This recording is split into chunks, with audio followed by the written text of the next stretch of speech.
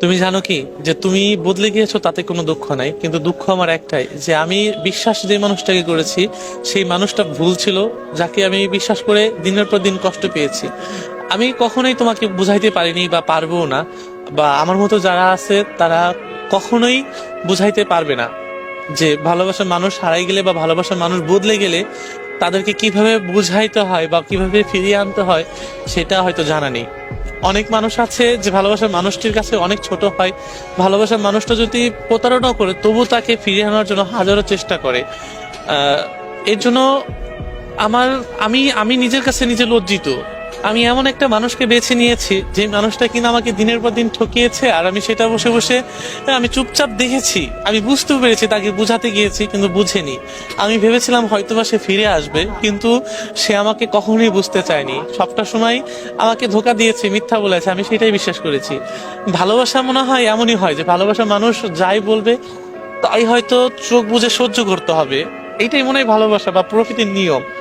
কারণ তার প্রতি অন্যরকম একটা ভালোবাসা, ভালো লাগা সবকিছুই কাজ করতো। আমি চাইতাম যে তাকে আমি সুন্দর করে ঘিরে রাখবো, যেন আমার ভালোবাসার মানুষটিকে যেন কোনো কষ্ট বা কোনো দুঃখ ছুতে না পারে।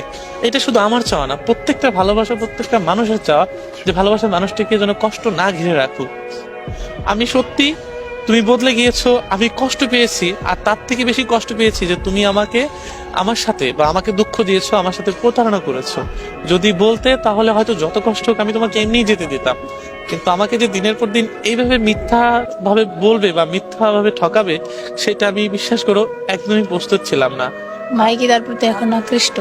আমি আমি আকৃষ্ট না, আমার মতো যারা আছে দেখবেন যে সত্যিকারের সাথে ভালোবাসে, আমি আকৃষ্ট কিনা তাও জানি না, যারা সত্যিকারে ভালোবাসে তারা হয়তো জানে যে ভালোবাসার মানুষটির প্রতি কেমন টান থাকে বা কতটুকু তার প্রতি মায়া কাজ করে। সে যত যাই করুক, সে হয়তো প্রতারণা করেছে, তাকে আমি কখনো ফিরিয়ে আনবো না, কিন্তু তার প্রতি কষ্টটা আমার সারা জীবনই থেকে যাবে। যে আমাকে ঠকাইছে, এই যে যে একটা কষ্ট, এটা আমি সারা জীবনই রেখে যাবো, জানেন যে আমি আমি বোঝাইতে পারবো না যে আসলে এটার। আপনি কান্না করছেন? আমি তো কান্না, চোখে ছলো ছলো পানি দেখা যাচ্ছে। না আমি কান্না করছি না, কষ্টটুকু এখানে লাগছে যে একটা মানুষ কিভাবে পারে দিনের পর দিন মিথ্যা বলতে, দিনের পর দিন ঠকাইতে।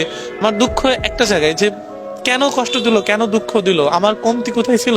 বা আমি আমি তো তাকে কখনো কমতি রাখিনি ভালোবাসা। সেও তো আমাকে পেয়ে কষ্টে ছিল না, আমি তাকে ভালোই রেখেছিলাম। সেও স্বীকার করেছিল যে আমি তোমাকে পেয়ে ভালো আছি, তোমার মতো আমি অন্য কাউকে পেতে চাই না। তবে দিন শেষে আমি কেন তার কাছে হেরে গেলাম।